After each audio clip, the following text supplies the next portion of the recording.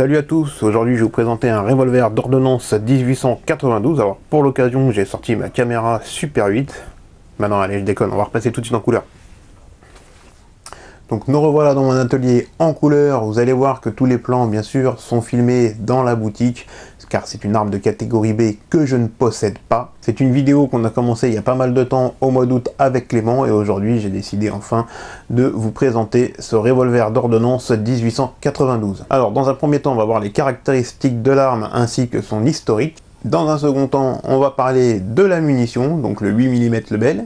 Et dans un troisième temps, bien sûr, on verra la partie en stand à 25 mètres avec un tir de 10 cartouches, à savoir que ce jour-là, j'ai tiré que 25 cartouches avec cette arme-là. Et on finira vite fait par une petite conclusion de l'arme. L'arme et son histoire. Donc voilà, le revolver d'ordonnance modèle 1892 est une arme produite par la manufacture d'armes de Saint-Étienne. C'est tout simplement en fait le grand frère du 1873. Donc c'est une arme qui fonctionne en double et simple action. En simple action, comme on peut le voir ici, le poids de départ est de 4,2 kg, donc c'est conséquent. En double action, malheureusement, le peson n'a pas pu faire la mesure, ce qui veut dire que le poids de départ est vraiment très lourd.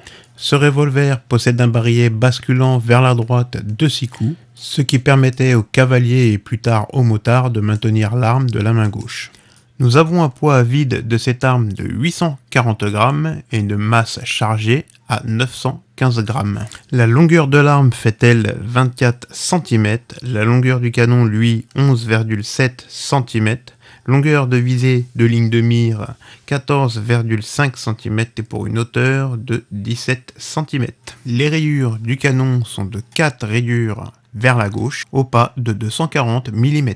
Donc comme je l'ai dit, la conception et la fabrication est faite par la manufacture d'armes de Saint-Étienne, qui a été produit entre 1892 et 1924 en environ 350 000 exemplaires rien que pour la France. On peut retrouver aussi quelques modèles de fabrication espagnole, et si je dis pas de bêtises, il y a aussi quelques modèles de fabrication belge. Il a été utilisé par de nombreux corps d'armée, l'armée de terre, la marine nationale. Il a aussi servi pour la gendarmerie nationale et la police nationale jusqu'en 1962. Il a naturellement servi dans la première et deuxième guerre mondiale. On l'a trouvé aussi en usage limité dans la guerre d'Indochine et la guerre d'Algérie par exemple. Ce revolver d'ordonnance 1892, on va le retrouver dans les documentaires de la première et seconde guerre mondiale, ainsi qu'au grand écran et au petit écran par exemple dans les séries télévisées telles que les Brigades du Tigre ou dans le film avec Jean-Paul Belmondo, À bout de souffle, et naturellement dans les films sur la première et seconde guerre mondiale. La munition. La munition est une 8 mm Lebel, dénomination 8 par 27 R. Le R, rappelons-le, ça dénomine une munition à bourrelet. Sur cette cartouche, on va y retrouver une balle d'environ 111 grains qui est propulsée à 225 mètres secondes pour une énergie d'environ 196 joules. À l'heure actuelle, sur le marché, on va retrouver uniquement des munitions de marque Fiocchi 111 grains FMJ. On pourra bien sûr la recharger ou retravailler des douilles à partir de munitions 32-20 ou des étuis Starline toujours en calibre 32-20.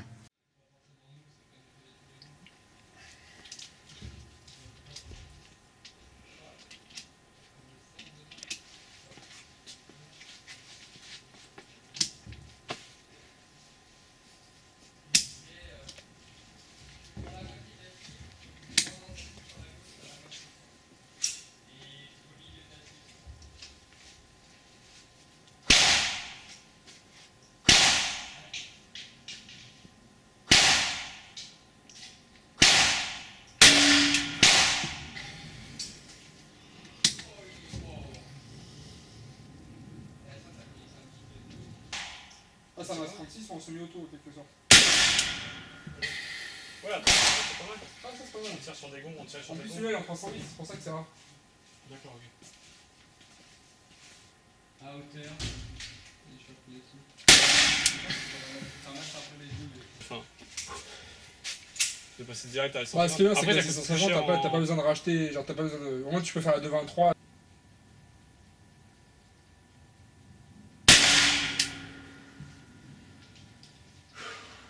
Ouais, ouais. j'ai vu, ça coûte super cher. Si tu veux avoir un super truc, genre avec le truc trimmer, Ouais. mais rien que le truc Ah, trimmer, il vaut ouais. 400. Bah, c'est ce qu'ils ont en stand, c'est ce qu'ils ont, on a mis 650, mais bon. Ouais, non, mais le truc trimmer, ils l'ont. Ouais, je crois pas qu'ils l'ont, ouais, Ça, c'est un avec le truc de moteur et le. Après, je crois qu'ils disent sinon, il y a ça le coûte la peau du cul, ça. Ouais. Le truc, c'est qu'imaginons, tu te mets. C'est moi, je veux. Ah, super poids de départ, là. Poids de départ, match 6 kilos. French Edition.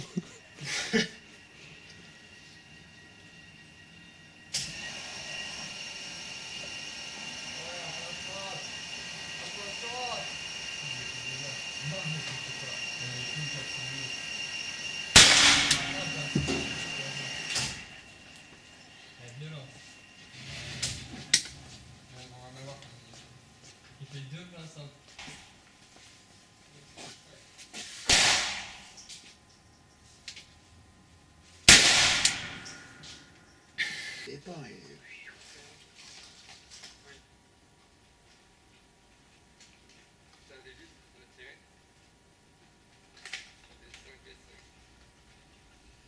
C'est un sacré kick quand même. Ouais, ça.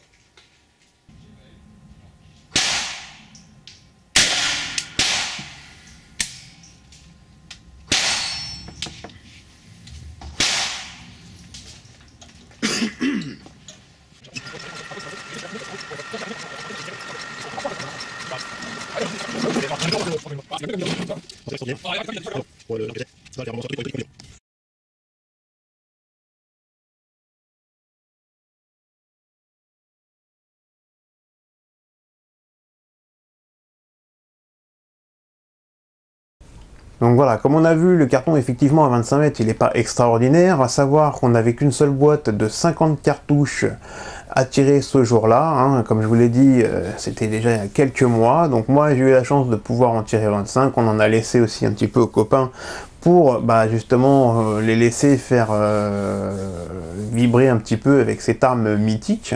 Donc alors il est vrai qu'en sensation en tir, c'est quand même assez exceptionnel, on s'attend pas du tout à une chose comme ça. Niveau sensation, ça va être entre du 38 watt tuteur et du 38 spécial, donc c'est pas violent. Le poids de départ, c'est vrai 4,2 kg, c'est une enclume le poids de départ, mais franchement c'est plaisant de faire revivre des vieilles armes comme ça. Bon, alors c'est vrai que moi je suis pas du tout spécialiste en la matière. Le carton qu'on a vu, moi j'ai tiré 15 cartouches avant d'essai pour me familiariser un peu avec cette arme là. Ensuite on a vu les 10 cartouches que je viens de tirer là en tir de précision. Alors à savoir que c'est une arme, bien sûr les organes de visée ne sont pas du tout réglables, donc il a fallu que je contrevise par rapport au visuel C50, il a fallu que je prenne légèrement, même beaucoup au-dessus du visuel carrément, donc au-dessus du noir, à gauche. Donc pour arriver à peu près à centrer dans la cible, et bien sûr on a vu que les coups de doigt, ça pardonne pas, un 4,2 kg là c'est sûr, ça part tout de suite. Alors comme je l'ai dit, je suis pas trop spécialiste, c'est vrai, dans ces vieilles armes là, j'y connais pas grand chose, donc je vous ai un petit peu présenté ça un peu comme je pouvais. Ceci dit, moi j'ai un ami, je voudrais faire une petite pub pour lui, j'attends rien en retour, c'est un ami donc, qui s'appelle Dominique Noël, et il a sorti un livre qui s'appelle Les armes de la police nationale, chez l'éditeur Histoire et Collection, et franchement dessus, si ça vous intéresse un peu tout ce qui est armes de force de l'ordre, gendarmerie, police nationale, en fait vous allez avoir un petit peu toute l'histoire du début à nos jours, jusqu'au SIG P2022. SP2022, excusez-moi. Il y a franchement de très belles illustrations dedans, c'est vraiment bien écrit. Notre ami Dominique nous a fait vraiment un super boulot, et ceux que ça intéresse, je vous invite franchement à consulter ce livre, et pourquoi pas le mettre dans votre collection. J'espère que cette petite vidéo vous aura plu quand même. D'ici là, je vous souhaite à tous de bons tirs, et je vous dis à bientôt pour une prochaine vidéo. Ciao!